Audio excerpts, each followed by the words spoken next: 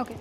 So, in the last class we did what is opportunity cost. We did that the economics is a subject of decision making, and also we came to know that why the subject economics, why decision making, because there are unlimited human wants but scarce resources. So, there are different economic systems where the decisions are taken by various institutions or individuals. So, in broad, we deal with three such economies. One is the command economy, one is a free market economy, and another one is a mixed economy, as you can see on your screen, right? So, do you have any idea about what are these economies?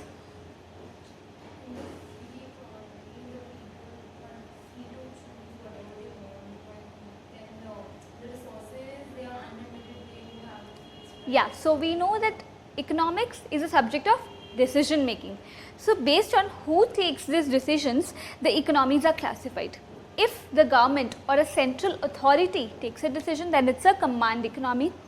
If individuals by themselves are ready to take decisions, are given the power to take decisions by themselves, like firm A can make its own production decision, consumer A can take his own consumption decision.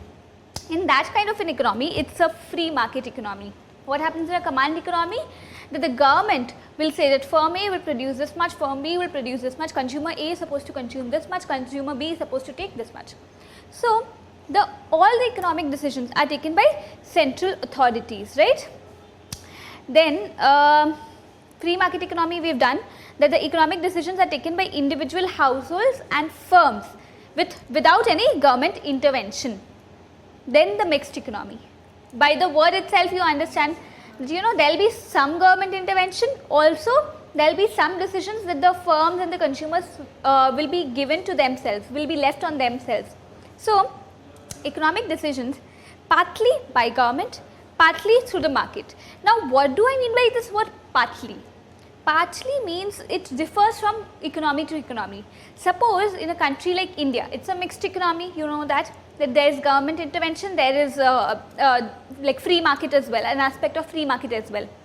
So, you know that railways are strictly under the government till now, but when it comes to say like aeroplanes, like the airports, yeah, airports are managed by central authorities, but you know, like the aeroplanes, they are private, yeah, so privately that's handled as well. So, there can be only a government running firm or a government handled institution, there can be a privately handled institution, or there can be a partnership between the two. So, if you know that till now electricity was completely handled by government, now we see private firms also coming in by giving that batteries and all that. So, there is a collaboration and cooperation also. There can be competition between the government and private also. So, that is a mixed kind of an economy, okay. And there is something called an informal sector. What do I mean by an informal sector? In all societies, many economic decisions are made, whether individually or in groups, which involve neither the government nor the market. So, there can be decisions that the government or the market, none of them make. So, we talked about government making the decision in command economy, we talked about market taking the decision in the free market economy, and we talked about both in a mixed economy. But suppose there are economic activities where there is no government or private intervention, say your mother cooking for you, right. So, like you know, there is nobody is going to control that. That's purely out of love and affection, and it's not an economic, like it's an economic activity. Like had you hired a caretaker or a maid to do that, you would have to pay. But now for this particular service that your mother bears, you don't have to pay. So, in societies, decisions are made whether individually or in groups, which involve neither the government nor the market, right. For example, many of the activities taking place in the home, such as cleaning, cooking, gardening, care for children and the elderly, they are economic activities, okay. Uske liye you are not accounting it in the GDP is another thing, but they are economic activities. Had your nurse or your caretaker or a maid would have done that, you would have paid that person, and that would have been accounted in your GDP. But these activities are not accounted for. There is an output such as a meal, like your mother cooks food for you. So there is an output, the meal. If you went to the restaurant and had that meal, you would have to pay. Yeah, but for here there is you don't have to pay. So there is an output and there is an opportunity cost to the provider, right? Like had she not done the cooking, she could have gone out and done some job or business or something, and she would have so there is an opportunity cost, and there are very high opportunity cost, and yet no money changes hands. So many of the activities done in groups such as club and charities involve the provision of goods and services, but no money changes hands, right? So if the money would have changed hands, then it would have been a formal sector. But because there are no transactions taking place and there is no accounting of that, so it comes in the informal sector. So this question can come that what is an informal sector, or like how would you treat some economic activities that does not involve government or market intervention, but still can be seen as economic activities. Then you have to mention the informal sector and the concept of it, right? The relative size of the informal sector varies from one country to another and over time. Suppose in India, there are many mothers who are at home nurturing their children, cooking for them, cleaning, taking care of the household members. In USA, where the mothers are working, most of the mothers are working, not all. So what they would do, they would hire a babysitter, or they would hire maids. So at that time, there is the size of informal sector becomes very small, because most of it is actually given, the task of it is given to somebody else, and then it because the money changes hands in that place, it gets into the formal sector. So that leaks out into the formal sector. So in India, you can understand that the informal sector is huge, but whereas in US, it might be a smaller informal sector. So the questions, the syllabus objectives involve that you have to give the assessment of the command economy, free market economy, and the mixed economy. When I talk about assessment, it includes both the advantages and the disadvantages. Okay? But obviously the question can be asked only about the advantages or the disadvantages or both. So what are the advantages of the command economy? What do you think? Like if all the economic decisions in an economy are made by some central authority, say the government, what do you think can be the advantage?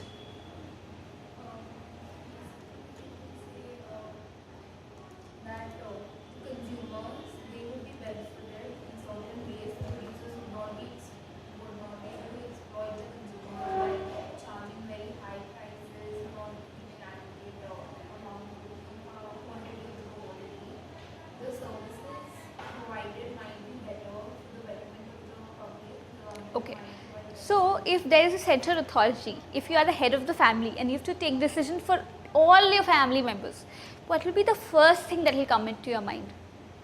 That you have to be impartial. So there is a concern of equity coming in. So a very major aspect of a command economy is equity, right?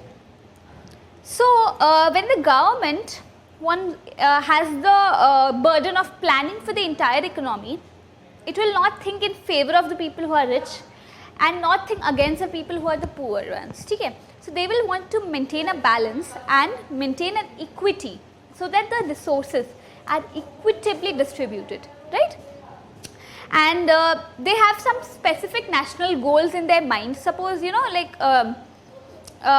say China government had this in mind, that along with equitable distribution of resources, I want to reduce unemployment, I want to increase growth. So government knows, right? When I am working, if it's a free market economy, I might not know what's the best for the economy. I will think about myself. But because the government is in charge here, the government will think about the entire economy and it will better deal with the specific national goals. Right? So with central planning, the government could take an overall view of the economy. It could direct the nation's resources in accordance with specific national goals. So, if the government thinks that right now the country is in a war-like situation, okay, so what will they do? They'll produce more of the defense goods. You remember the guns and the butter problem, the civilian and the defense goods problem. So they know the best that right now I think it should be more diverted to defense, or it should be more diverted to infrastructure, or my country is lacking in medical. If it's lacking in education, then education. But had it been a private enterprise, this would not have been the case. The private enterprise or private entrepreneurs think only about the profit maximization, right? They will not think about the national goals. So that's the difference, that with central planning, they can divert the nation's resources towards the specific national goals. High growth rates could be achieved if the government directed large amounts of resources into investment. Then unemployment could largely be avoided if the government carefully planned the allocation of labor in accordance with production requirements and labor skills. So, what happens is कि in a free market economy, if a person is better than another person at doing a particular job, then who will be hired? The person who is better at it. But in a command economy, government will try to provide equitable distribution of jobs as well as jobs, not only goods and services but jobs as well. So unemployment can largely be avoided with a nation's careful planning. Okay.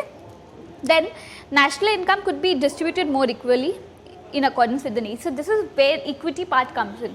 So whenever you think government taking decisions, the first thing that should strike your mind is equity. The word equity plays a key role in economics, because in economics there's always a trade-off between equity and efficiency. So the command economy focuses more on equity, whereas we'll see that the another economy, which is your free market economy, they will focus more on efficiency, right?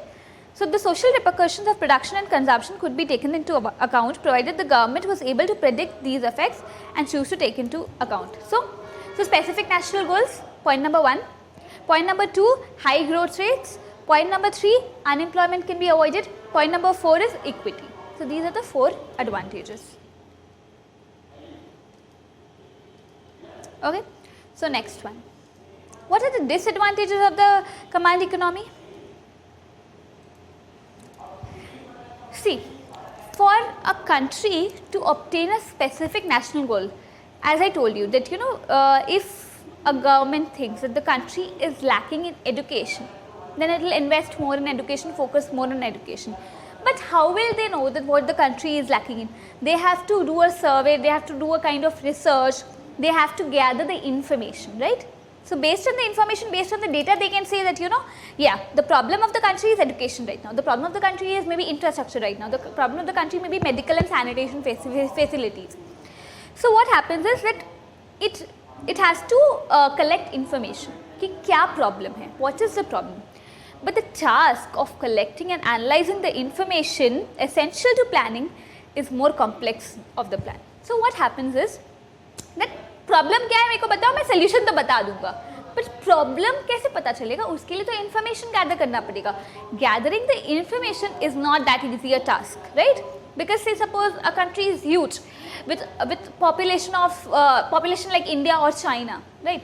So China is the world's most populated country, So to gather information, you have to ask every person कि बताओ problem क्या है. So that is like one way. Another is to do a secondary survey or something. So no matter what, you have to still analyze information, and the larger the economy, the more complex the problem of gathering information. So information gathering is very difficult, it's very costly. So planning is easier than actually knowing what the problem of the plan is. Okay. So complicated plans are likely to be costly to administer, and it might involve bureaucracy, right? कि whenever you go to a government office, they'll be like हाँ उस table में जाइए, उस table में जाइए, उस table में जाइए. So the more people are involved, because people will be involved. So more people are involved, more costly it is, and more bureaucracy is involved, right? Then complete state control over resource allocation would involve considerable loss of individual liberty. मतलब कि I will not be free to take my own decisions, being a firm, be a consumer, okay? So if the government says कि you have to produce this much amount of this, you have to consume this much amount of this. So like if government controls everything, you will lose your liberty. Think from the perspective of a head of a household, okay, where there are like 10 members and you are the head of the family. So you are telling everyone what to do, how to do, when to do, where to do. So people will come up and like, मुझे अपना काम तो करने दो. Like give me some liberty. Let me take my own decisions. Because you might think that this is the best for everyone in the household, but the person might not think that. Like, see, if you ask your sister, ki, I think you should go and study economics, that person would be like, I don't want to study economics, I want to study, say, English. So there is always this kind of loss of individual liberty. So workers would have no choice where to work, consumers would have no choice of what to buy, right? So loss of individual liberty is another disadvantage. What is another disadvantage? If production is planned, but consumers are free to spend money, incomes as they wish. Suppose only a part of the economy is under the government. Like, say, suppose government says, okay, consumers can consume whatever you want, but production will be planned by me. Okay, so I think that 10 units of guns and 20 units of butter should be produced, no matter who consumes what. What will happen in that case? Government ने expect किया था कि demand इतना होगा तो supply में इतना करूँगा, but expected demand or ex ante demand might not necessarily be equal to the ex post demand. What is ex ante demand and ex post demand?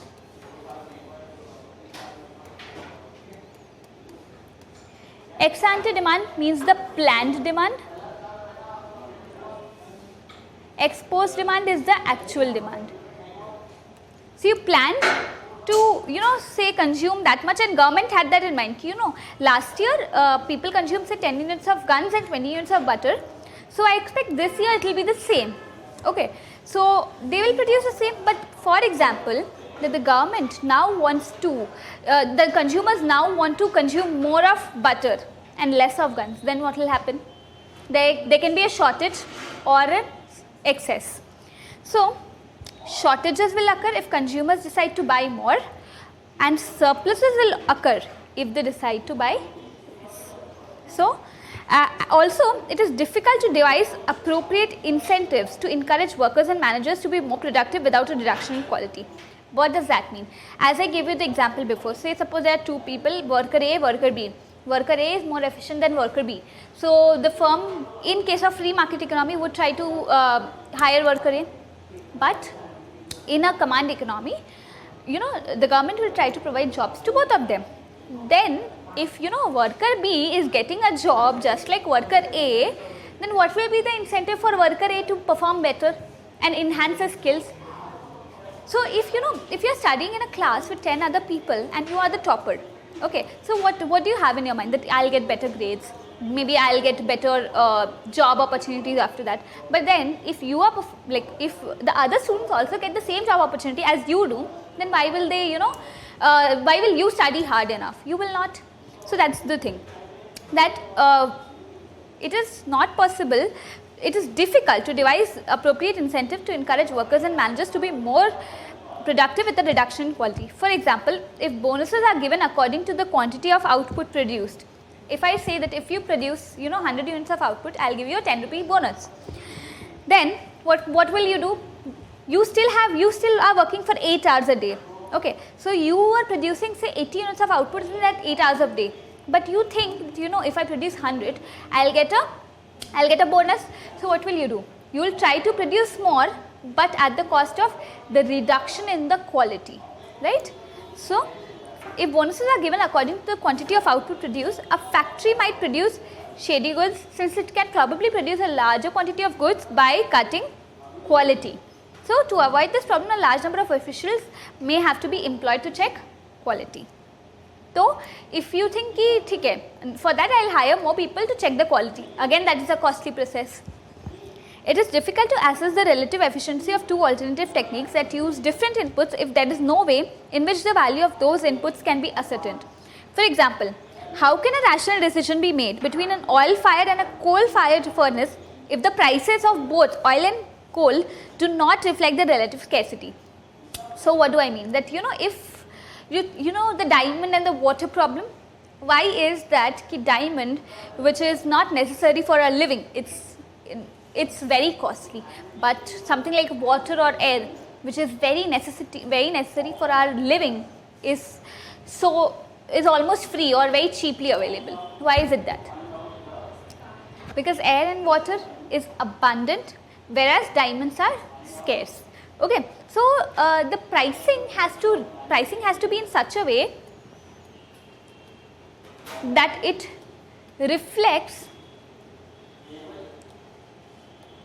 relative scarcity. Relative scarcity मतलब scarcity as compared to other goods and services. Okay?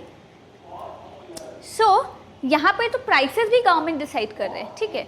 तो फिर how will they know that oil कितना है and coal कितना है environment में? So they have to price in a way that they reflect the relative scarcity. If they do not do that, what will happen? It will be difficult to assess the relative efficiency of the alternative techniques. So you understood? What are the points here? The disadvantages? The disadvantages: costly to gather information, bureaucracy, loss of individual liberty, then shortages and surpluses, and then incentives are difficult to be devised. Okay? Coming to the free market economy, जो command economy का disadvantages होगा वही free market का advantages होगा कि वहाँ पे loss of individual liberty था, यहाँ पे you are free to make your own economic decisions, right? Then what is the next thing? That there will be no problem of shortage and surpluses. Why? Because there is something called a price mechanism. What is a price mechanism? Price mechanism क्या होता है? Price mechanism मतलब एक equilibrium price को decide करना such that the demand will equal the supply. So I'll do this in today's class. This will be a demand curve, this will be a supply curve. How will this come? I'll teach you that. So this will be your equilibrium price and this will be your equilibrium quantity, right? So agar if there is an excess, say demand, something like this, ठीक है, तो यहाँ पे this is the quantity of demand, this is the quantity of supply. So quantity supplied is less than the quantity demanded, so there is an excess demand. What happens if there is an excess demand? If there is an excess demand, then prices will shoot up. कितना up? जहाँ जब तक ये equilibrium reach नहीं कर जाता. Similarly, if there is an excess supply, now this becomes a quantity demanded and this becomes a quantity supplied, right? So your quantity demanded now is less than quantity supplied. There is an excess supply. Again, you see that this is the price. What will happen? Prices will fall till it reaches the equilibrium. So there will be no problem of shortages and surpluses. Clear? So shortages will result in price rising and surpluses will result in price falling. The price where demand equals supply is called the equilibrium price. What is equilibrium? Equilibrium is a position where there is no tendency to move from that place, like this Q star and this P star. This is the equilibrium price, this is the equilibrium quantity.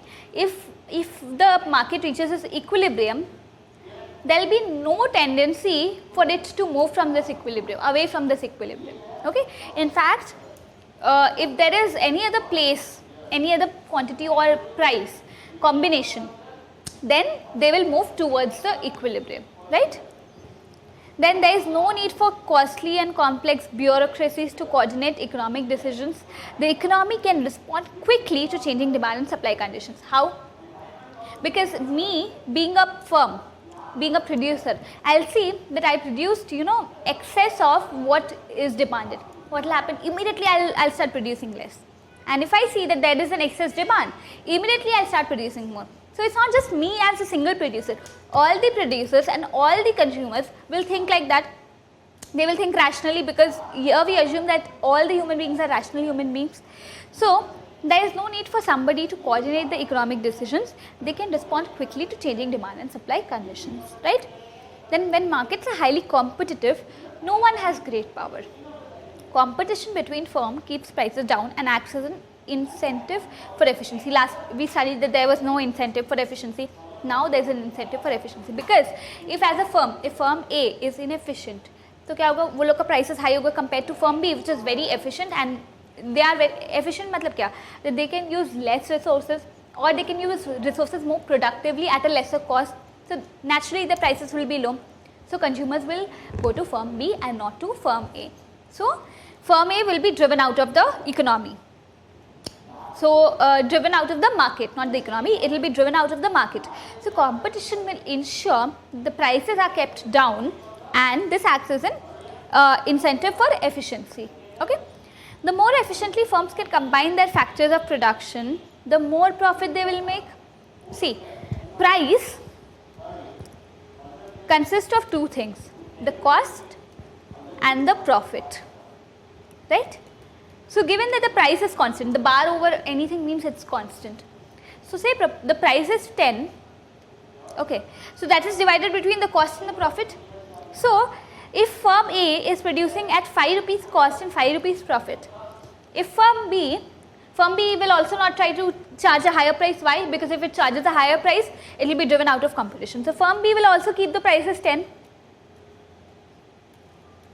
What will happen is, but here the firm will try to produce it as at least cost as possible, so that the profit is as maximum as possible. So if you try to reduce this, automatically this will increase, because this is a sum of these two components. So the more efficient they are, the more profit they can make. So they have an incentive for efficiency. So the more efficiently they can combine the factors of production, the more profit they will make. The more efficiently workers work, the higher the wages will likely to be. The more carefully consumers decide what to buy, the greater the value of the money they will receive. So यहाँ पे when we talk about the free market economy, what is the key aspect? Efficiency. What was the key aspect in command economy? Equity. Okay, so the disadvantages of the command economy become the advantages of the free market economy. Then talking about the disadvantages of the free market economy. Obviously जो command economy का advantages होगा, वही तो इधर का like there will be the disadvantages of the free market economy. So power and property may be unequally distributed. Those who have power and or property will gain at the expense of those without power and property. तो यहाँ पे एक unequal distribution होता है. The equity concept is not here. Equity concept कहाँ था? In the command economy, because there was more equitable distribution of resources, be it power and money and property and whatever. So, and what is another, competition between firms is often limited. Like you will study something called a monopoly, oligopoly, you know, these are the different market forms which I will come back to later when the syllabus demands so. For now, the competition, like if there is a perfect competition, it's well and good. But if there is only one or two firms who are dominating the industry, then what happens? A few firms may dominate an industry, they can charge high prices, right? And make large profits. For example, in a monopoly or a duopoly, what happens is that there is just one firm or two firms producing the output. So, you know, the consumers will not have a choice. मैंने बोला था कि अगर firm B is inefficient compared to firm A, then firm B will be driven out of market.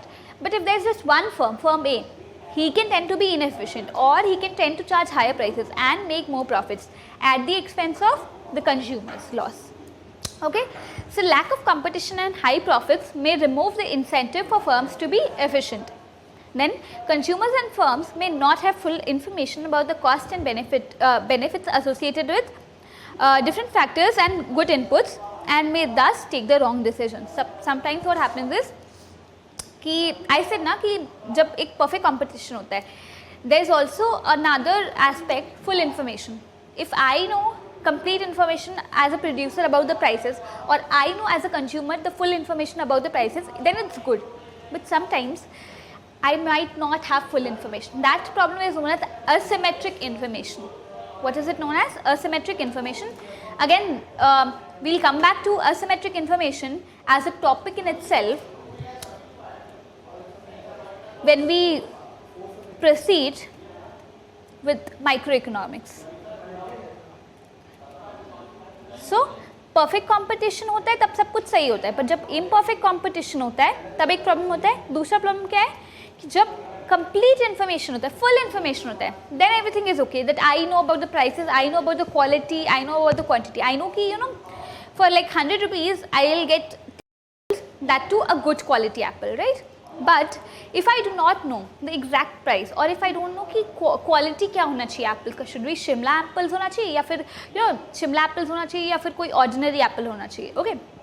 So if there's a full information about the cost, benefit, prices, quality, it's okay. But sometimes the consumers and firms will not have access to full information. So what will happen with that? That they will end up taking wrong decisions. Okay? Suppose एक like pen का मुझे लग रहा है excess demand होगा, मुझे लग रहा है, but that's not an information. मुझे लग रहा है, I'm expecting, but that expectation is based on some false assumptions. But shortage of demand हो गया, then what will happen? I'll end up producing more, but मेरा बिकेगा कम. Okay? So that is wrong decisions.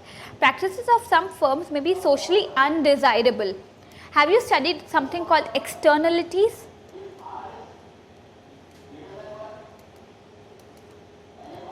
Again, externalities is a very important topic that we'll come back to. Externalities मतलब क्या होता है? That you know, whenever you are, suppose you are a firm and you are producing a given output, right? So you've set up a factory. अब वो factory का जो waste है, either you're putting it in the water or you're releasing in the air. ठीक है, तो क्या हो गया? Environment को harm होगा, आसपास के लोगों को harm होगा. So that is something like a negative externality. Similarly, there can be positive externalities as well. What are positive externalities? If you set up a garden near your home, ठीक है, so people can come, have a walk, they'll gain access to fresh air. That's a positive externality. तो private जो होते हैं firms, they will not take into account the social externalities, मतलब social cost, social benefit. ठीक है, negative externality होता है तो social cost involved होता है, अगर positive externality होता है तो social benefit involved होता है. So they will work on their private benefit and the private marginal benefit and private marginal cost. They will not take into account the social marginal benefit and the social marginal cost. तो अब अगर ऐसा कोई situation होता है, so what happens is कि जब they should produce less of those goods जहाँ पे negative externality होता है, हाँ, because they have a cost to it, but they will not do so. They will keep on producing at the normal level, whereas they should cut the production of those goods. ठीक है, तो the practices of some firms may be socially undesirable. For example, a chemical works may pollute the environment, whereas some socially desirable goods would simply not be produced by private enterprise. ठीक है, I will think कि if I set up a garden outside my home, मतलब मैं क्यों करूँ? For other people, मेरा तो कोई benefit involved नहीं है, मेरे को जो benefit मिलेगा वही सबको मिलेगा, but they will not pay for it, so why should I produce it? So firms will have that kind of a mentality. They will think only about the private benefit and the private cost. They will not think about social cost and social benefit. जहाँ पे social cost involved है, they should produce less, but they are not doing so. जहाँ पे social benefit involved है, they should produce more, but they will not be doing so. ठीक है? A free market economy may lead to macroeconomic instability. There may be periods of recession with high unemployment and falling output, and other periods of inflation and rising prices. ठीक है? So they are not bothered about depression, inflation. ठीक है? So if there is a depression, what should you do actually? You should hire more people and increase the output so that you can drive the economy out of recession. That's what the government does in a command economy. But यहाँ पे क्या हो रहा है कि they are not concerned. They are saying कि depression है, मेरा तो पैसा कम हो रहा है, my profits are falling, I'll lay off people. So उल्टा हो रहा है, So that is the reason कि जब भी कोई macro economic instability होता है, वो और ज़्यादा खराब हो जाता है in a free market economy. Okay? Then finally, there is an ethical objection that a free market economy, by rewarding self-interested behavior, may encourage selfishness, greed, materialism, and acquisition of power. Because the rich go on becoming richer, the poor goes on becoming poorer. So there is an ethical objection to it.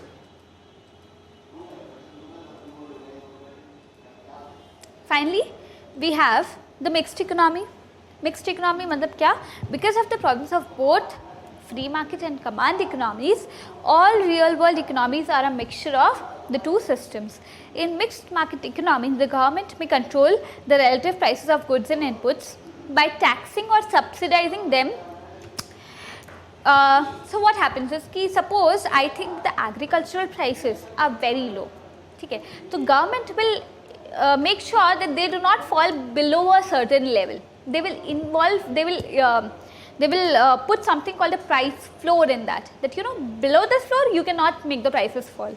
So government is trying to control the prices. So government in a mixed economy will play more of a regulatory role, more of an allocative rather than an allocative role. ठीक है, तो there is an allocative role, there is a regulatory role.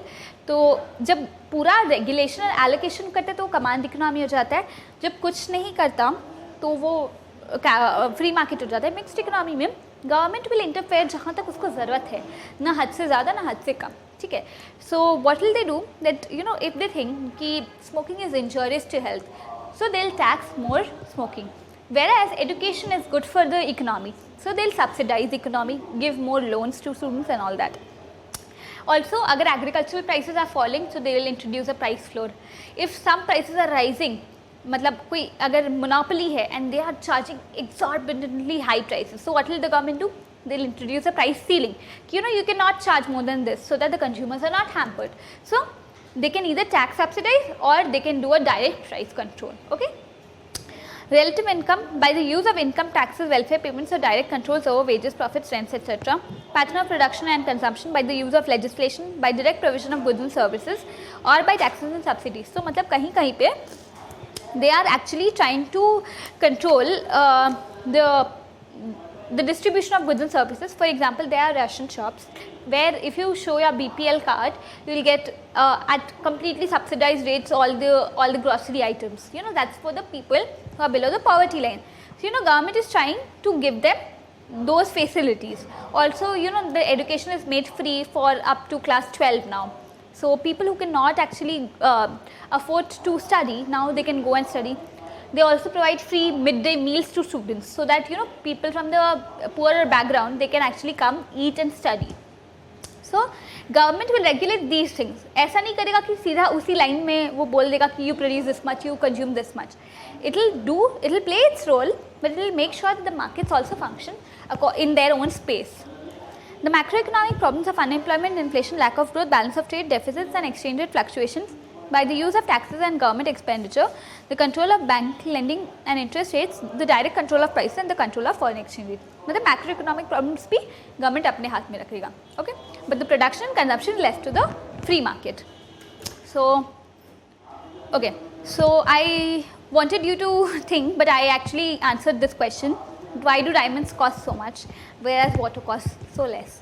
The second question which I want you to think is, would you ever swap things with friends if both of you did not gain? So suppose you have a friend, okay, Mr. X, and he is saying ki, I think I want your pen, but in return I'm ready to give my pencil to you. So you would say ki, okay, I think I need the pencil more and he needs the pen more. Then you are ready to swap. Okay, but then if you do not need the pencil, you need the pen in itself, then will you be swapping it? No. So that is, people will gain from voluntary interaction. That is what happens in international trade. So international trade में क्या होता है कि two countries will be swapping their goods, like इधर से ये export किया, उधर ये import किया. So that will happen only if both the countries gain. Only if both the countries gain, मतलब it's a positive sum game. What's a positive sum game?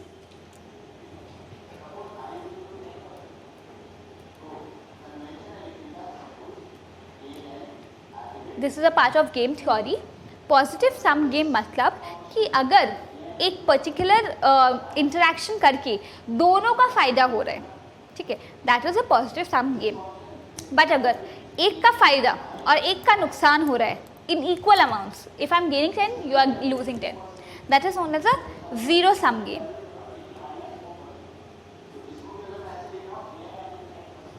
So what's a positive sum game? International trade में where countries of similar status, say suppose two developing countries, country A and country B, they are trading with each other. Okay, so that can be considered as a positive sum game. So again, international trade का जब part आएगा macroeconomics में, I'll explain this in more detail. But ये याद रखना, what is a positive sum game, what's a zero sum game, कि one का win is another का loss, that is a zero sum game.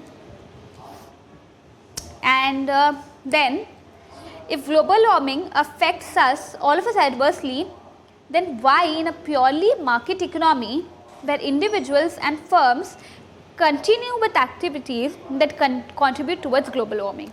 So this is the example that I just discussed, that free market economy works in self-interest. They work on the private marginal benefit and private marginal cost. They will not work on the interest of the society. Okay, so they will not consider the social marginal benefit and the social marginal cost, and that is the reason that global warming का ख्याल नहीं रखते when firms are producing in a purely market economy. But if there is a government intervention, they can say ki, you know, if you pollute the air or the water beyond this limit, you'll be charged this much. Okay, so there it can be controlled, but not in a free market economy. So we'll be moving on to the next chapter,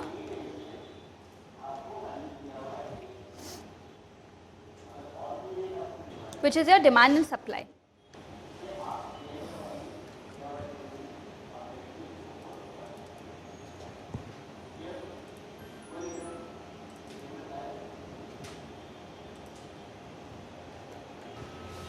Is this visible? I don't think so. Okay.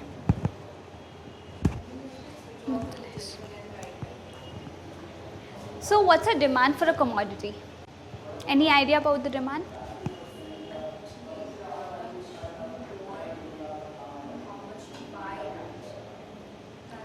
Not how much you buy, how much you are willing to buy. How much you buy is the actual demand, exposed demand, but what is your planned demand? That's like demand means planned demand here. Okay, so demand for a commodity refers to the amount of a good or a service that a consumer is willing to buy at a given price at a specific time period. तो यहाँ पे जब मैं demand की बातें करूँगी,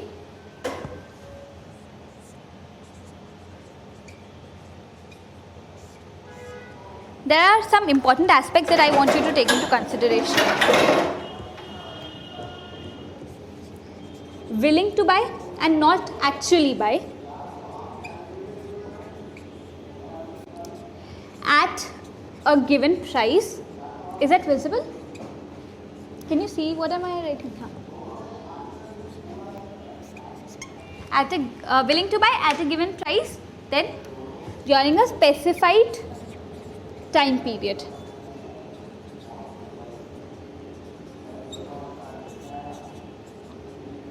So it is always with respect to a given price and with respect to a specified time period.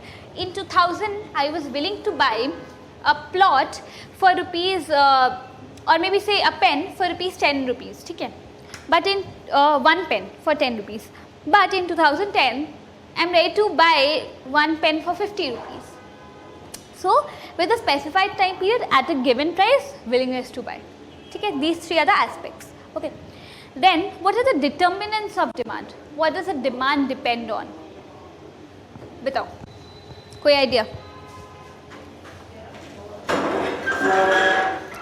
How do you think what do you think your demand will depend on? Price. First and foremost, demand will depend on the price of the commodity. How do you think will it be dependent on the price?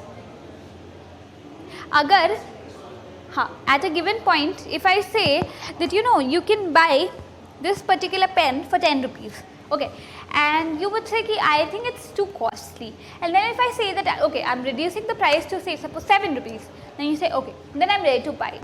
So more the price, the lesser you will demand, and the lesser the price, the more you will demand. So suppose you had to buy, you were thinking of buying 5 pens for 5 rupees each. 5 5 is 25, right? But I say that I have a pen for 6 rupees. Then how many pens can you buy? You were having in hand 25 rupees. So you were planning to buy 5 pens for 5 rupees. But if the price is now 6 rupees, then what will happen? You will buy less of pens. How many pens will you buy? 4 pens. So that's exactly. So as price rises, your demand will fall and vice versa. So we say that there is a negative relationship between the two. Negative or inverse relationship between price and demand. Okay. So if I now have a curve, price, and this is your quantity demanded. How will the curve look like? So suppose there is an initial point this, that the quantity demanded was 10 when the price was 5. Okay. So now if the price rises to say 8, what do you think should it be? It should be less than 10, because by our definition, if this rises, this should fall, right? So joining these 2 points, I know that the demand curve will be somewhat a downward sloping demand curve, right? So that is very much clear that as price rises, demand falls and vice versa.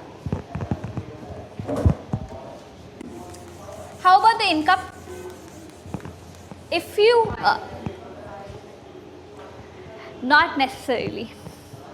Generally, we say for normal goods that there is a positive relationship between the two, but then that's not necessarily the case. Okay, so generally, as income rises, okay, talking about the normal goods.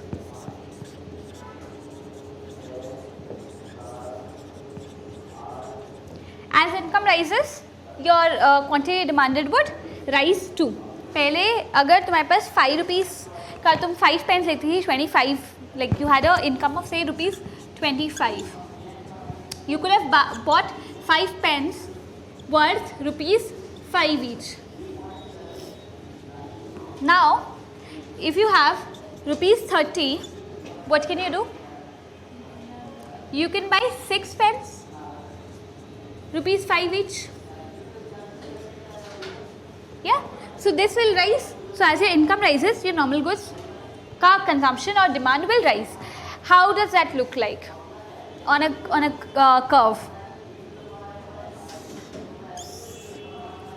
This is your quantity demanded. पहले price है, यहाँ पे income आएगा अब. Okay, so when your income was 25, you bought 5 pence. Okay, now when your income is say 30 rupees, you are buying 6 pence. Joining these two, you get a positive line. That's your quantity demand curve. Okay, now that was in for the case of normal goods. What happens in case of inferior goods? What are inferior goods rather?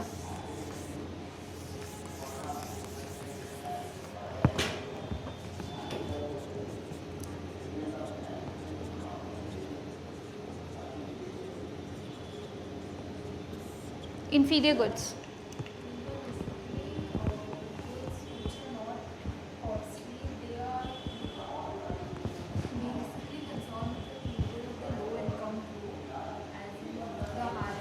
Yeah, exactly. So inferior goods are those goods जब तुम्हारा income बढ़ेगा,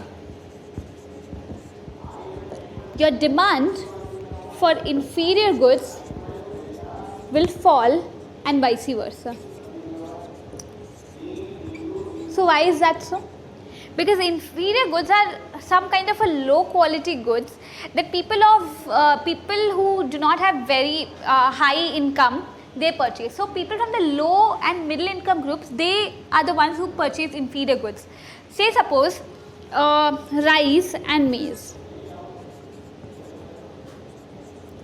So this is a normal good, this is an inferior good.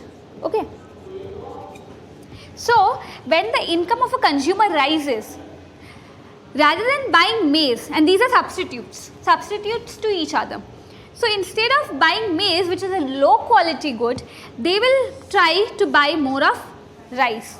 Okay, so if the price of a maize was rupees 5, whereas the price of rice was rupees 10. Okay, so initially what happened, the income was rupees 15 of a particular consumer, right? So this is his income, rupees 15. So they needed 2 kgs combined of rice and maize because there were 2 people in the household. Both will consume 1 kg. So they can not buy clearly 2 kgs of rice because that would mean 20 rupees and they just have 15 rupees. So what they'll do, they'll buy 1 kg of rice and 1 kg of maize. The question could be, why not 3 kg of maize? Because it's an inferior good. वो लोग मजबूरी से ये खरीद रहे हैं, ठीक है? And you know, the total requirement is 2 kgs, not 3 kgs. So they will obviously want कि थोड़ा सा एक normal good आ जाए. Okay, so they'll purchase 1 kg of maize and 1 kg of rice, because the total requirement was 2 kgs and not 3 kgs. Had it been 3 kgs in total, then they would have purchased all maize. Okay, so 1 kg plus 1 kg. Now, if the income rises to rupees 20, then what? Now they can actually consume less of maize. Now they can actually consume 0 kg here and 2 kg is here, right? So what happens that the maize demand falls whereas the rice demand rises. So the baseline is that, you know, as the income rises, the demand for normal goods would rise, but the demand for inferior goods would fall and vice versa. Okay, so the total requirement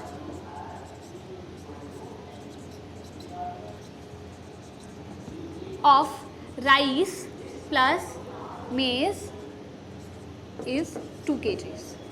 So initially at 15 rupees income they were purchasing 1 kg of rice, 1 kg of maize. At 20 rupees of income they can now switch from maize to rice. So plotting the graph for inferior goods, okay.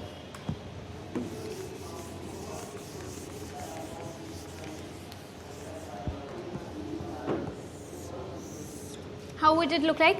When the income was 15 rupees, they were buying 1 kg of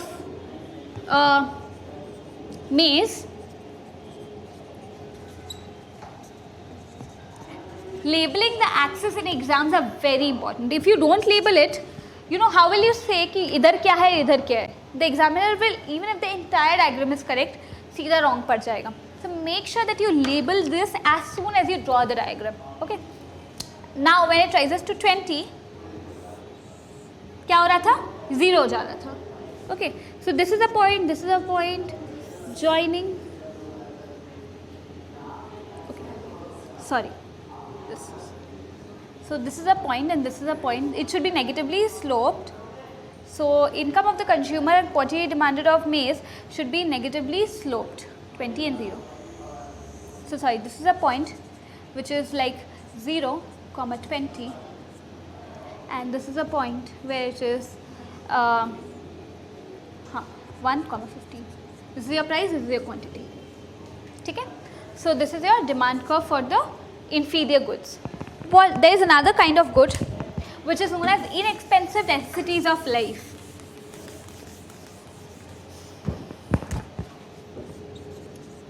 Inexpensive necessities of life. So you require those goods. They are very, very low costing or you know, almost very cheaply available, like matchsticks.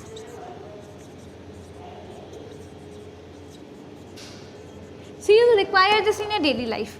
Okay, but will your income have a huge impact on this? No, because this is like hardly 1 rupee, 2 rupees, something like that. Okay, so even if your income increases or decreases, you might initially start consuming more of matchsticks, but how much more will you consume? Okay, so initially you can say positive slope है, but एक time के बाद वो पूरा vertical हो जाता है. Like the quantity demanded will not change with income. So initially if your income was still here, it was increasing, but after a certain point, it will become same. कि मतलब इधर ही रहेगा. इसके बाद it will not increase. So that's another point, income. So we've done price as a determinant, income as a determinant. Another point, another determinant of demand, taste and preferences. But before that, there is another very important point, prices of related goods.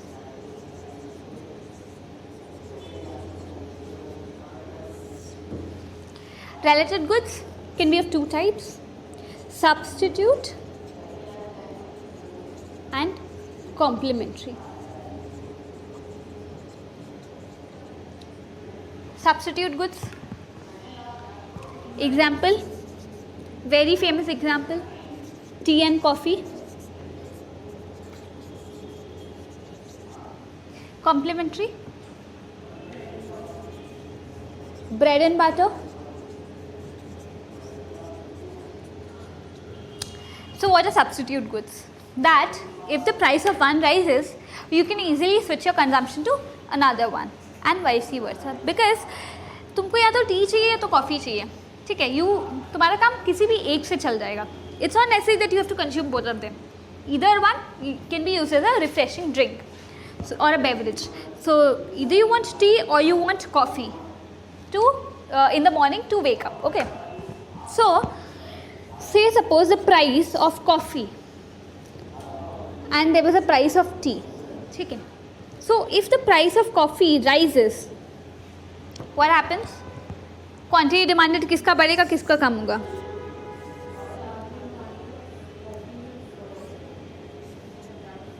If the price of coffee rises, by the first thing that we did, the price of a commodity inversely affects the thing. तो इसका quantity कम होगा. ये constant है, price of tea remains constant. What happens to the quantity of tea? क्योंकि यहाँ के जो consumers हैं, they'll shift to tea.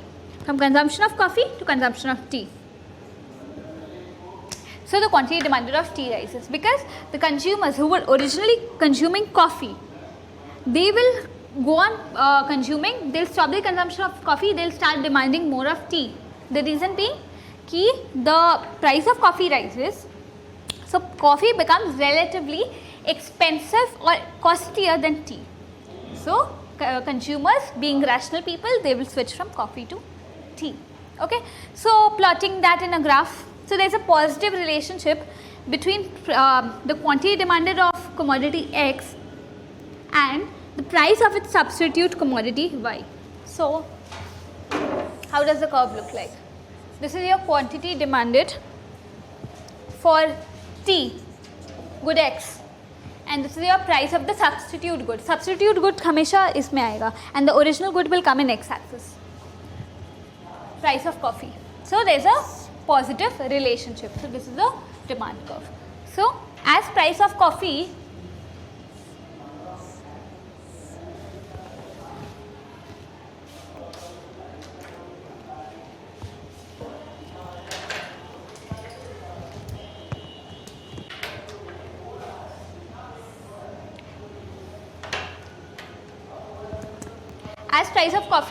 say increases from 5 to 10, the quantity demanded of tea rises from 50 to 100. Okay, so then that's a positive slope demand curve. What happens with the complementary goods, say bread and butter? They are consumed jointly. So if you want to consume bread, you necessarily have to consume butter with it. Okay, you cannot do without butter. Okay, so or car and petrol. Okay, so if you buy a car, you will actually look at the price of petrol before buying. कि अगर petrol का prices है इतना high है तो मैं car by करके क्या करूँगा? So if the price of bread or butter, say, if the price of butter increases, what happens to the quantity of butter? It's going to fall. Bread being used as a substitute of butter, I mean complement of butter, उसका क्या होगा quantity? वो भी fall हो जाएगा because they are consumed together. So if butter is not consumed, bread will not be consumed. If bread is not consumed, butter will not be consumed. So plotting that, it will be a negatively sloped. मतलब ये rise हो रहा है तो ये fall हो रहा है, ठीक है? So that will be your demand curve. So this is your price quantity of bread, and this is your price of butter.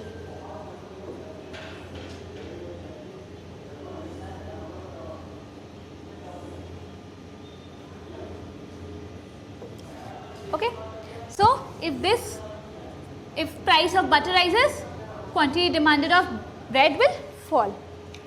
Then comes the point that you were talking about, the taste and preferences of the consumer. They also play a very important role. If the commodity, say fashionable clothes, if the consumers are wanting to purchase more of that, the taste and preferences are towards it, then they will purchase more. So there is no such relationship between them. You can just say कि one affects the other. How does it affect? Depends on the situation. So taste and preferences of the consumer. Next point.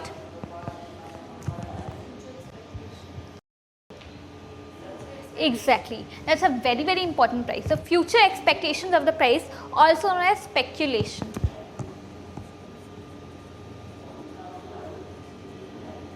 Suppose gold, for example, gold. You are expecting that the price tomorrow will be increasing. It might not, but you are expecting the price tomorrow to increase. So what will happen is, today's price remain unchanged, but what happens? Your quantity demanded for gold will shoot up, right? This is what happens in the share market actually. That's entirely a psychological phenomena. Okay? It's entirely based on what people expect, and that is eventually reflected in the price. Like here we are not concerned with that, but in other actual subjects you will see that how future prices, when you've done future and spot prices, you know, in CT1 or something like that. So when the future prices, when you expect future prices to rise, all of a sudden people will start consuming more today, demanding more today.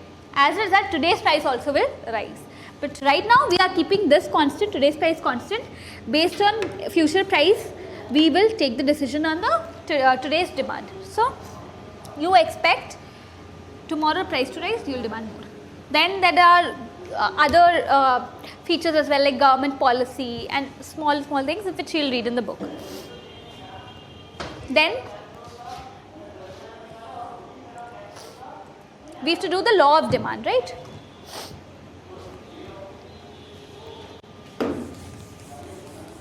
Coming to a very important aspect.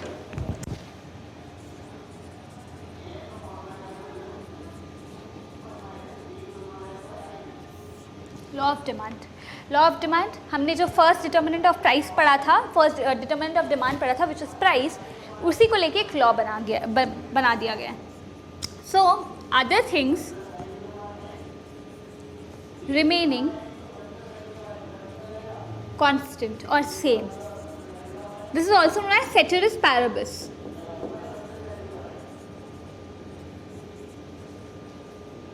So other things remaining the same as price of a good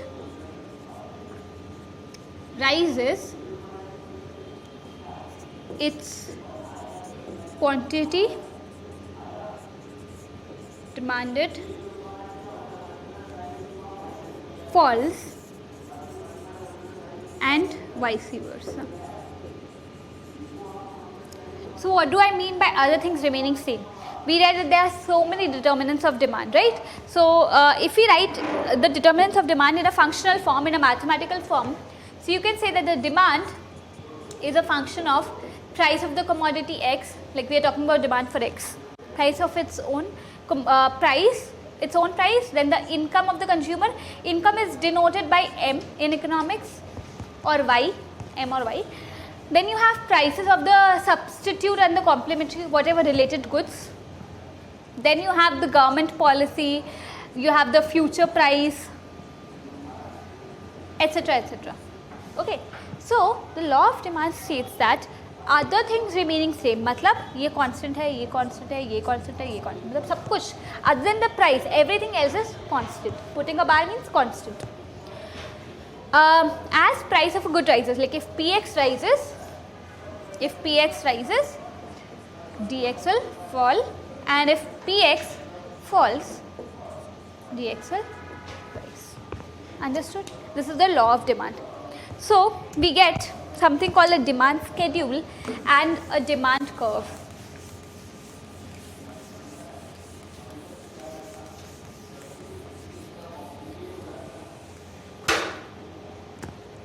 Okay, so we just saw that this is something like a demand curve if Px is here and quantity demanded of X is here, right? We saw something like this. So why is it a negative relation? Why the law of demand? There are two reasons for it. One is known as the income effect. Another is known as the substitution effect.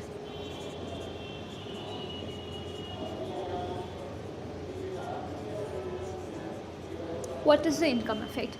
That if the price of a commodity rises, तो given the income of the consumer, तो उसका real income क्या हो जाएगा? Given price of the commodity rises, the real income of the consumer, real income is your income divided by the price of the commodity. This is your M, the PX. Given that PX has risen, your real income will fall. Real income of the consumer will fall. The consumer will start feeling poorer. ठीक है, पहले I had 100 rupees and I could buy 10 kgs of apple for rupees 10 each. Now, if the price rises to 20 rupees, how many kgs can I buy? M by PX, 100 by 20, which is 5 kgs. So my purchasing power or my real income has fallen from 10 kgs to 5 kgs. What do? I start feeling poorer. So if I start feeling poorer, because I do not have income to purchase 10 kgs anymore, I'll end up buying 5 kgs. So my quantity demanded for X falls. This is known as the income effect. Price of the commodity rises, your purchasing power or your real income falls. Because your real income falls, you start feeling poorer and you demand less of a commodity. That is known as your income effect. The second is the substitution effect. Substitution effect is taking the tea coffee example. Okay, so if the price of coffee rises, your price of the substitute good remaining the same.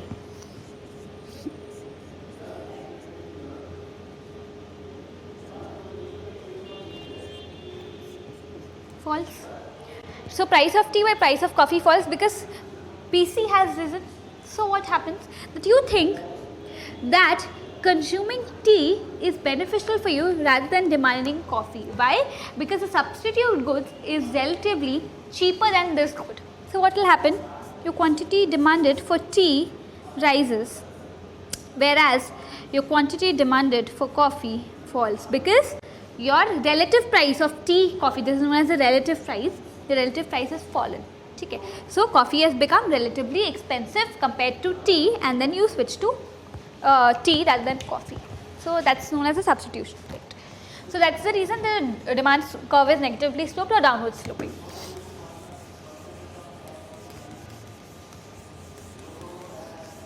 Any questions up to here? No? Okay, then we'll look into an example.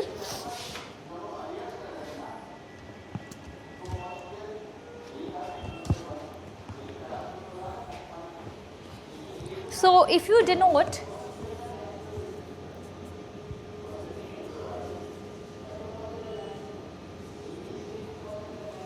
this will be something like your equation quantity of X will be negatively related to the quantity of Y. Okay, and where is it? Okay, 10,000. I'll just take a small example. I'm just inserting values to this. Okay, this is a mathematical equation for a linear demand curve. Linear matlab kyun? Because you can see it's a linear demand curve in itself. So this will look something like this. Straight line. It will be a straight line. Okay.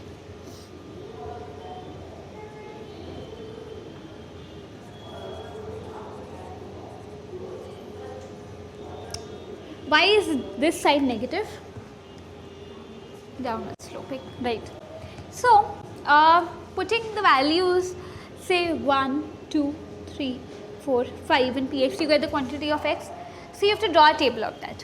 So you'll get a table.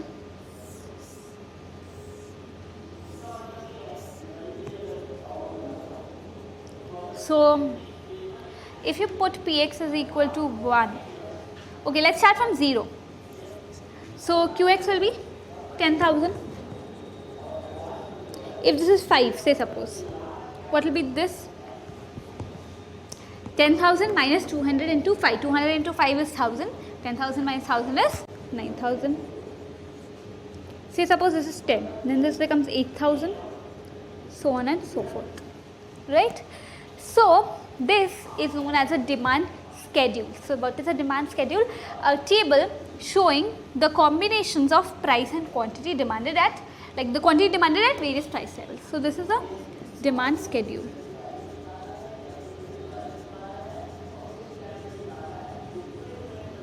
Say this is for a particular consumer A. ठीक है, this was for a particular consumer A. Now if there is another consumer B whose quantity will be, say suppose 8,000 minus 200x, then there will be a demand schedule again for consumer B. Can you tell me the values? For 0 it will be 8,000, for 5 it will be, for 10 it will be 6,000, and so on and so forth, right? So this is an individual demand schedule for consumer A, individual demand schedule for consumer B. So we get, adding these two demand schedules, we get a market demand schedule. Say suppose this was the price of a commodity and this was a quantity of a commodity, the same commodity, we are talking about X as a commodity. So because they are the same commodity, we can add them up to get the total quantity demanded at the prices. So the market demand schedule will be, the price remains the same, 0, 5, 10 and so on and so forth. The quantity demanded will be the sum total of consumer A and B. Okay, so at price 0, how much A demands? 10,000. How much does B demand? 8,000. So what's the total quantity demanded? 18,000. For this, 9,000 plus 7,000, 16,000, 14,000, so on and so forth. So these are the individual demand schedules showing what? The quantity demanded at particular prices for each of the individual customer. This is the total market. Say suppose the market comprises only of two consumers, consumer A and consumer B, and there is no other consumer in the market who is going to consume this commodity.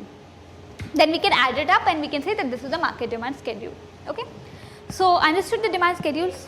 Now if we plot these, how does this look like?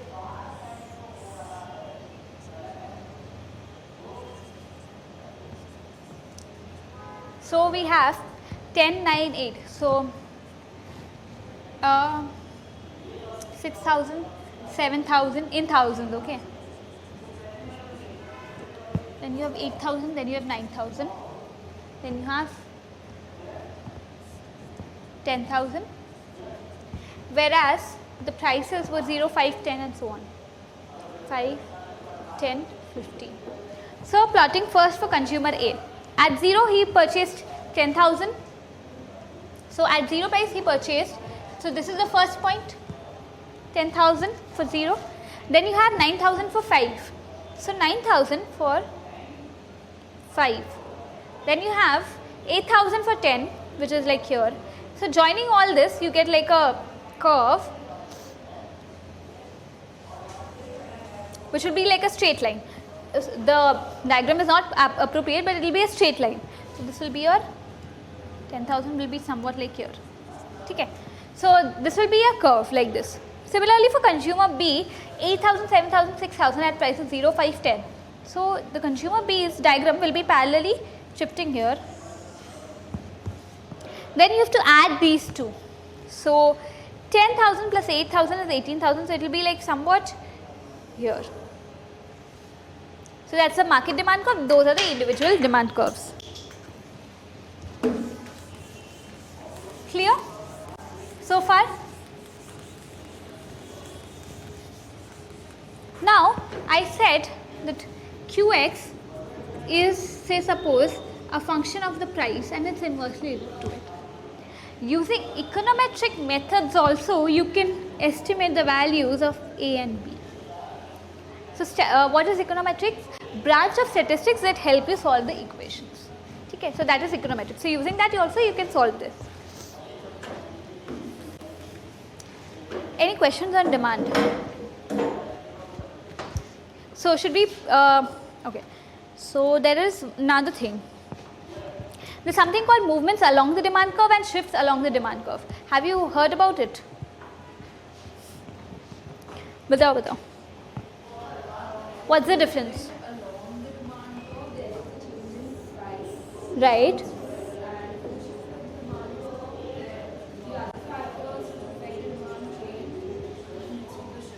Absolutely, you are right.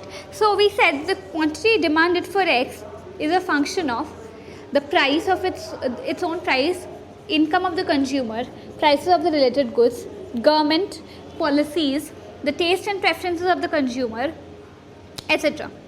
Okay, so you know that by the law of demand we get an inverse relationship between the quantity and price, and say suppose this is the demand curve, and say this is the quantity demanded, Q dash, Q star and P star at this price. Okay, now suppose if none of the other factors changes but price changes.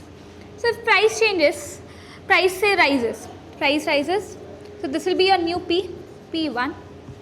At this point, how much will be the quantity demanded? Q1, and this will be the new equilibrium. So this was E star, this is E1, right? But so what has happened that you've moved along the demand curve from E star to E dash. Similarly, if price falls to E2, this is the new equilibrium, Q2, P2.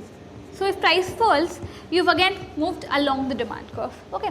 So when other factors are not changing but price is only changing, then you have a movement along the demand curve. But what happens when there is a shift in the demand curve?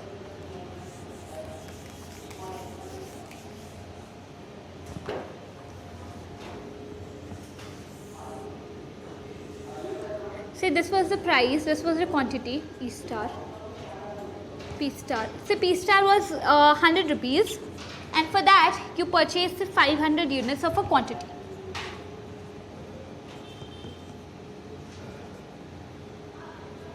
This is the demand curve, right? Now, suppose all of a sudden prices in shifts of demand curve or change in demand, your Px remains constant, other factors will change. So change in quantity demanded is movement along the demand curve, where only price changes, these things remain constant. But in shifts along shifts of the demand curve or the change in demand, your Px remain constant but other things changes. So suppose your income rises. So what will happen if your income rises, prices are still 100 and you were consuming 500, okay? So 100 into 500, 5,000 rupees was your initial income. Okay, so this is your initial income M0. Sorry, 1, 2, 3, 4, 50,000. So 50,000 was your initial income, right? But now your income rises to say 60,000. This is your M1. So from 50,000 to 60,000, your income has increased. Given the price is 100, how much can you consume now? 600. But has the price changed? So prices will still remain here, but your quantity demand is increased. So this is a new point which is not falling in this particular demand curve, D1. So this will be your new demand curve, which will be your D2. So there is a rightward or an outward movement of the demand curve. So whenever the quantity demanded you think will rise due to a change in factors like price, related goods, government or taxes or taste and preferences. So whenever you think there will be an increase in demand, it will be a rightward, whereas a decrease in demand will be a leftward shift. So this is change in demand. Both the shifts are change in demand and not change in quantity demanded. So you have to remember, change in quantity demanded matlab movement along the demand curve, change in demand matlab shifts of the demand curve.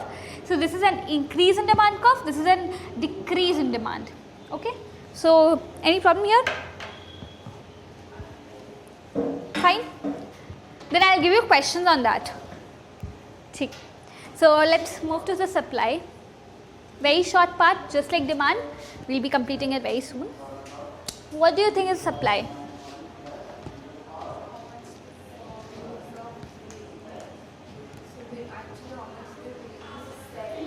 Exactly. Willing to offer for sale. So you know, we said the demand is willingness to buy at a given price at a specified time period, whereas supply will be the willingness to sell at a given price at a specified time period. So again, price and time period is the thing that remains same here, but वहाँ पे willing to buy, यहाँ पे willing to sell. Again, what are the determinants of supply? Price very important. So price, तो अगर price rise हो रहा है, supply क्या होगा? क्यों?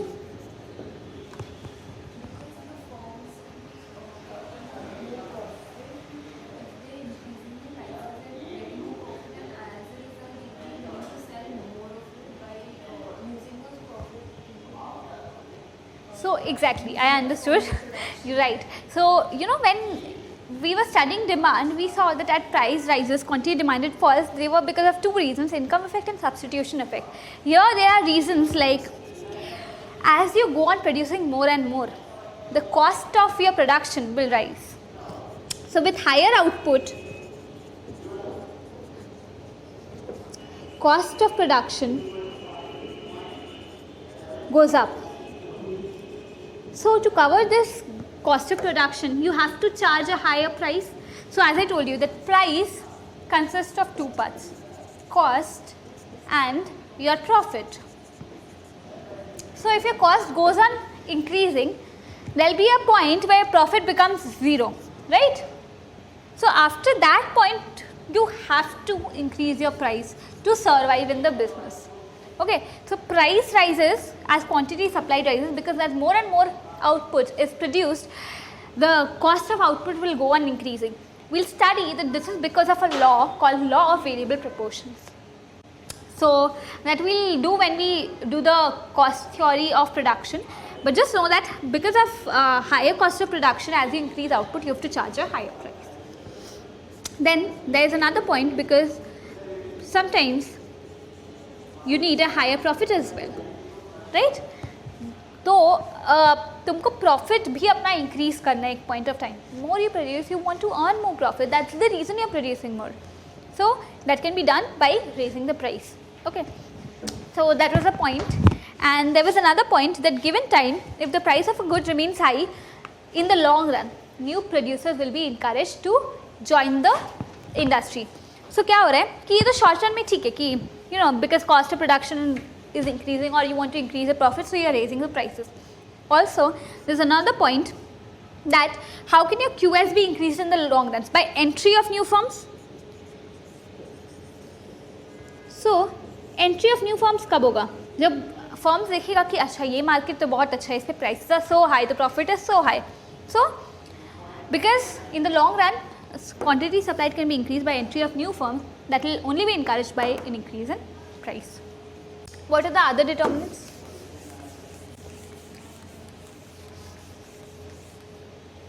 Input prices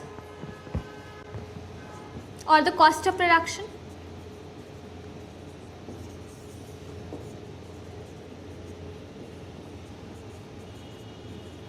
So price is cost plus profit. ठीक है. So given that your price is constant, ठीक है. So if your cost of production rises, you'll have to increase the prices to supply more. ठीक है. So your profit will fall and you will only be able to supply more if you increase the price, or else what can you do? Decrease the production. So if this rises, the quantity supplied will fall. ठीक है, because prices are constant. ठीक है, तो या तो तुम अपना cost, अभी ये cost अगर बढ़ रहा है, you have to reduce it. Otherwise you cannot go on producing. So as your input cost rises, you have to supply less. What are the other aspects? Goals of the firm.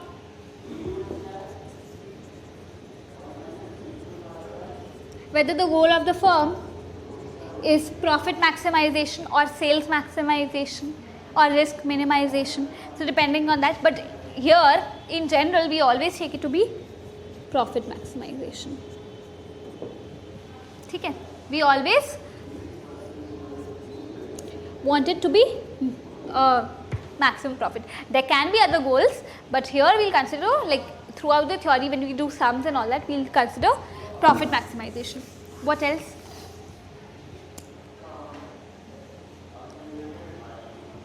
Again, prices of related goods. How?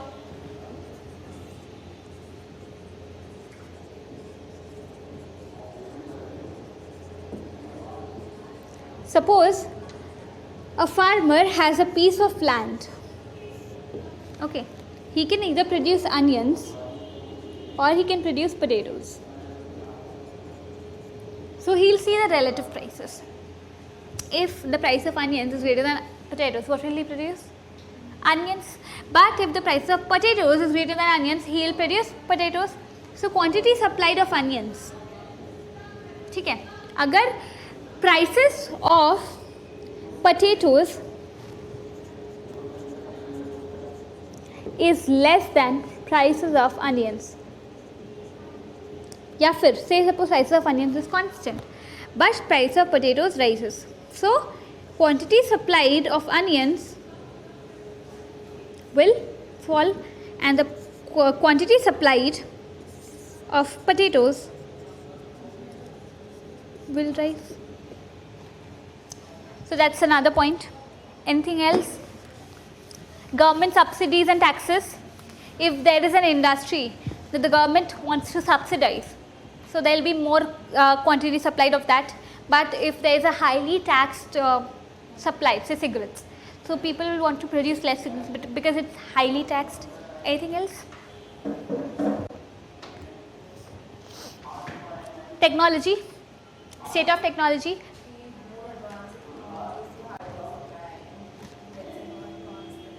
Absolutely. So let's do the schedule and the curve.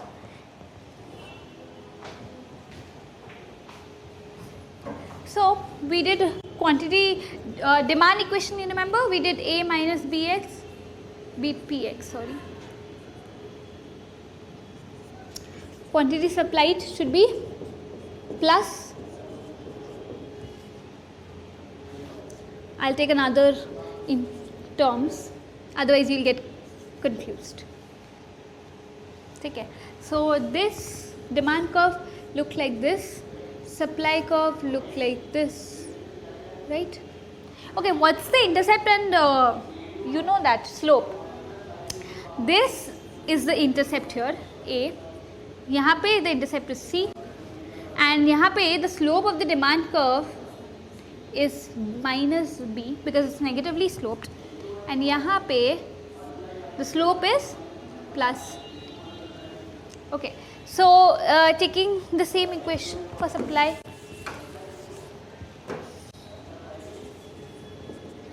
$10,000 plus 200 price of X. ठीक है, so we have to make a supply schedule table showing various quantities that will be supplied at a given price level. So say this is your price, this is your quantity for firm A, for firm B, and then we'll have the market. Okay, so this is say for B. For A we have QS is equal to 8,000 rather plus 200. So tell me, how will it be? 0, 5, 10, 0, 5, 10. What will it be for A?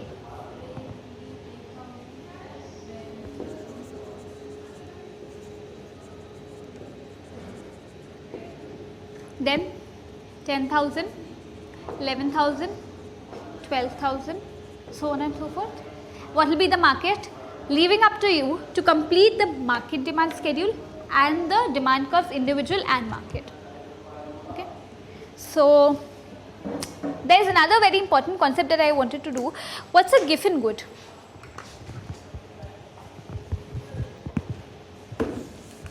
Any idea what's a Giffen good? We did inferior goods, right? So there is a concept which is very similar to Giffen goods but yet different. These are also low quality goods that people consume. But what happened in inferior goods? Inferior goods, as income rose, the quantity demanded fell, right? What are given goods? यहाँ पे income change हो रहा था, यहाँ पे price change होगा. So as price of X rises, the quantity demanded will rise, and as price of X falls, quantity demanded falls. So this is an exception to the law of demand. This particular given goods is an exception to law of demand.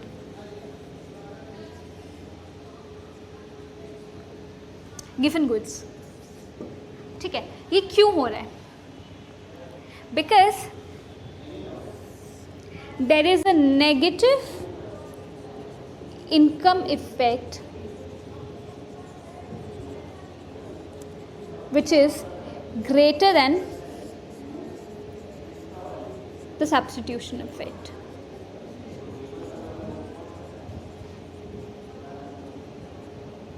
So what is an income effect? What is an income effect? Not income. When the price rises, the real income falls and vice versa. ठीक है, तो यहाँ पे remember only inferior goods जहाँ पे m बढ़ रहा है, बाकी सब जगह पे m constant है. सिर्फ we are playing around with the price of x. We just playing around with the price of x. Everything else remains the same. ठीक है. So when px rises, ठीक है, so when px rises, your m by px falls. So you start feeling poorer. So you should actually consume less of it. This should fall, but this doesn't happen. Why? Because this is a low quality good. ठीक है, say potatoes or say maize rather, maize. तो जब maize का price बढ़ रहा है, okay, so people are thinking कि you remember that example that I gave you, that rupees 10 for rice and rupees 5 for maize. Say this rises to rupees 10 or even say rupees 9, whatever. ठीक है, 9 or 10, whatever. So what will you think? Now what do you want to consume? You want to shift your consumption to rice. You want to shift your consumption to rice. So एक substitution effect आ रहा है.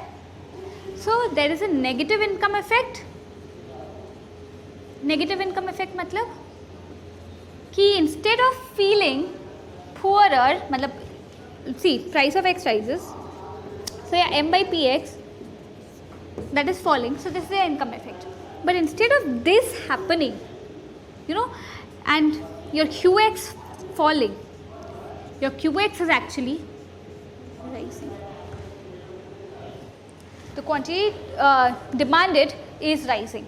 So that is what is known as you know, पहले, let me make it more clearer. Let me give you an example. So you have rupees 20 का budget, ठीक है, और say rupees 19 का budget to be sure. Rice is 10 rupees.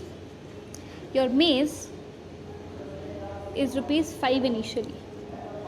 So you purchased 1 kg of this and you purchased 1 kg of maize, right? Because you had a total requirement of 2 kg.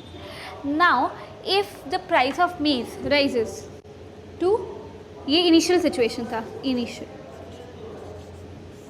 Now this remains rupees 10 and this becomes rupees 9. Now what will you do? You still require 2 kgs. What will you do? You will buy 2 kgs of maize, so you will do this. So what happened? That this price of maize shooted up, right? But you should have consumed less of maize, more of rice. ऐसा हुआ? नहीं हुआ. क्यों नहीं हुआ?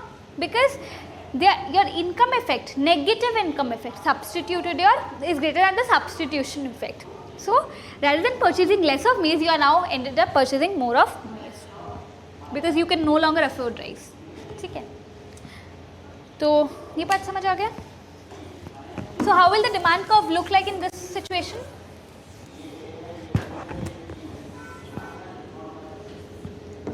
Rather than being a downward sloping, this becomes a upward sloping demand curve. ठीक है. There are other exceptions like goods of conspicuous consumption. What is goods of conspicuous consumption? That more expensive it is, the more you want to buy it. Like there are diamonds. Okay. So example, diamonds or sports car or golf sticks. So more expensive the diamonds become, more the people want to show it off. So they'll end up purchasing more. So again the demand curve in this case is also upward sloping. Okay. Then you have emergencies. Emergencies में भी क्या होता है कि the prices have shooted up because एक calamity आ गया, crop failure आ गया, drought आ गया. ठीक है. So potatoes का मतलब supply खत्म हो गया. So today even at a higher price you will consume more of it. So again the demand curve will be upward sloping. So these are a few exceptions to law of demand. Now talking about the output determination. अब supply पता चल गया, demand पता चल गया. General में demand curve is like this, supply curve is like this. You have your quantity here, you have your price here. So what is equilibrium? Equilibrium is where there is no tendency to move. Suppose you start off from a place like this. यहाँ पे क्या हो रहा है? This is your quantity supplied, this is your quantity demanded. So quantity supplied is less than quantity demanded. So there is an excess demand. So ज़्यादा लोग हैं मांगने के लिए, कम प्रोडक्ट से देने के लिए. तो क्या होगा? By the law of scarcity, the prices will shoot up. So prices will rise. So this was your initial price. Prices will rise. So suppose price यहाँ पे आ गया P1. यहाँ पे भी there is an excess demand. So यहाँ पे भी there is an excess demand. Again the prices will rise. कब तक rise होगा? जब तक ये equilibrium में ही पहुँच जाता. So this is equilibrium. यहाँ पे there is no excess supply, no excess demand. ठीक है. So this is your point of equilibrium. Understood? ठीक है. Similarly, if there is a price यहाँ पे जहाँ पे supply ज़्यादा है, demand कम है, prices will fall. So this is the output determination. यहाँ पर से questions बहुत आते हैं, especially MCQs में. So you have to know कि क्या कब change हो रहा है. Suppose this is your supply demand, this is your supply. ठीक है. Suppose the government increases a tax. कौन सा कर्व इम्पैक्ट होगा? डिमांड या सप्लाई? Tax on supply. तो सप्लाई, अगर सप्लाई मूव होगा, सप्लाई कम हो रहा है या ज़्यादा हो रहा है? See this is the initial supply. क्या हो रहा है? कम हो जाएगा, लेफ्टवर्ड शिफ्ट होगा. सो से suppose this S dash. Now what is the new point of equilibrium? ये इनिशियल पॉइंट था E0, this is the new point E1. So prices has risen, quantity has fallen. ठीक है. Then there can be another question.